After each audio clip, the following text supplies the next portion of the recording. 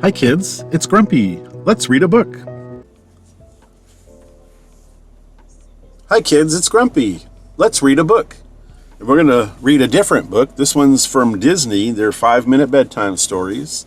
That's nice. It's the magical collection of Disney tales, and it has a whole bunch of Disney characters in it. So let us get to the stories, and we will read one or two of them. How's that sound? Okay. This one looks like Cinderella's story, and this one's called Bedtime for Gus. Cinderella looked out her bedroom window. The sun was setting over the horizon, making everything look pink and golden. The clock in the tower of the castle in the distance read 8 o'clock. She leaned over and tapped gently on the walls.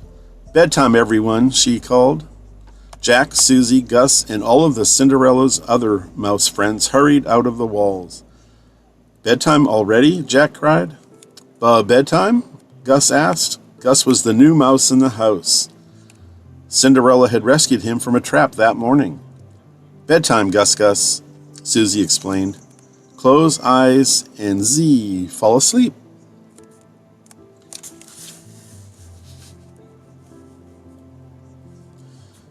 Gus looked confused. He closed his eyes and then started to fall over. Jack caught him. "Not fall, Gus," he said. "Fall asleep. Like this." He put his head on his hands and pretended to snooze. Cinderella laughed. "Falling asleep isn't all there is to bedtime," she said. "Gus has never lived in a house before. We'll have to teach him all about getting ready for bed." Okay, the other mice cried. "Show Gus." "First," Cinderella said, "we take off our daytime clothes and we put on our pajamas." She went over to her drawer and pulled out a set of striped pajamas for Gus. "Here, try them on." Soon all the mice were dressed in their pajamas, and Gus even wore a pair of cozy slippers. "That's better," Cinderella declared. "Pajamas are much more comfortable for sleeping." Gus nodded. Gus loves pajamas. "Now sleep, Cinderella," a young mouse cried. Cinderella smiled. "Not quite yet," she said. "First you wash your faces and brush your teeth. Then when you're scrubbed and brushed, I'll kiss you goodnight and Susie will tuck you all in." Tuck in?" Gus asked, scratching his head. Jack pushed him along with the other mice. "You'll see, Gus." The mice washed their faces with their tiny cloths and brushed their teeth with their even tinier toothbrushes. Said Gus with a smile, tasting the minty toothpaste. Finally, all the mice were neat and clean. Cinderella kissed them goodnight. "It's time for everyone to go get into bed," she said. Susie went to every bed, tucking the covers in around each sleepy mouse. "Story, Cinderella?" the mice cried. "Story?" Cinderella smiled. "All right," she said. "Once upon a time, there was a young prince who lived in a beautiful castle. He had everything that money could buy: fine clothes, a beautiful castle, jewels, paintings, and more. But there was one thing missing. Most of all, he wanted someone special to love." She continued the story for a long time. Each time she tried to stop, the mice would beg for more. But finally, they couldn't keep their eyes open any longer. Every last mouse fell fast asleep. Cinderella tiptoed to her own bed and climbed in. Still thinking about her story, she felt far away from her life of chores when she dreamed up tales of adventure and romance. As she pulled up her covers, she glanced once more at the clock on the castle tower. "Oh my," she murmured sleepily. "If the mice had their way, I'd be telling tales up until midnight." She snuggled against her pillow and yawned. "If only," she added sleepily, "some of my stories could come true." That was a good little story.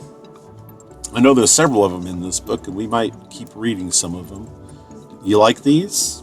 Well, anyway, so for this one, this story is over, and as always, be excellent. Hi kids, it's Grumpy again. Let's read a book. We're going to continue reading out of this Disney's 5-minute bedtime stories, and this story looks like It is from Toy Story. Okay, this is called The Monster in the Dark. Woo woo! Stop snoring, Buzz, said Woody sleepily, giving his friend a shake. It was late at night and the house was dark, but Andy wasn't home. He was sleeping at a friend's house. Buzz Lightyear does not snore, said Buzz, waking right up. Woo woo! The noise sounded again. This time it was even louder and longer than before.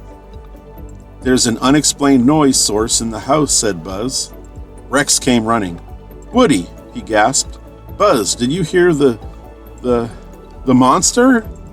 Soon all the toys were awake and worried about the monster. Now, just take it easy, everyone, said Woody. There's no such thing as monsters. Does the monster know that? Asked Rex nervously. Rex. Okay. Buzz popped open his wings and glided from the bed. Woody leapt down beside him. There's only one thing to do, Buzz announced, heading for the bedroom door. We must find and identify this monster. It sounds like the not a monster is in the spare room, said Woody. The toys followed Buzz and Woody out of the room. They pushed open the spare room door. It was very dark inside, but Buzz and Woody bravely stepped forward to meet the howling beast. Noisy creature, Buzz announced. We come in peace. Please identify yourself. The toys waited, but all they heard was a strange slurping sound. They moved closer. Mayday, mayday, Buzz cried. The creature is slobbering on me with its slavering jaws. No, I don't think so, Buzz, Ham argued. He had just come across a large trunk-like object. It feels more like some kind of howling tree. Howling tree?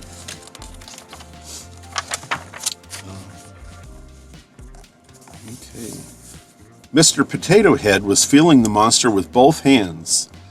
No way this is a tree, it's too furry. It must be some kind of grizzly bear or something, or maybe it's a Bigfoot.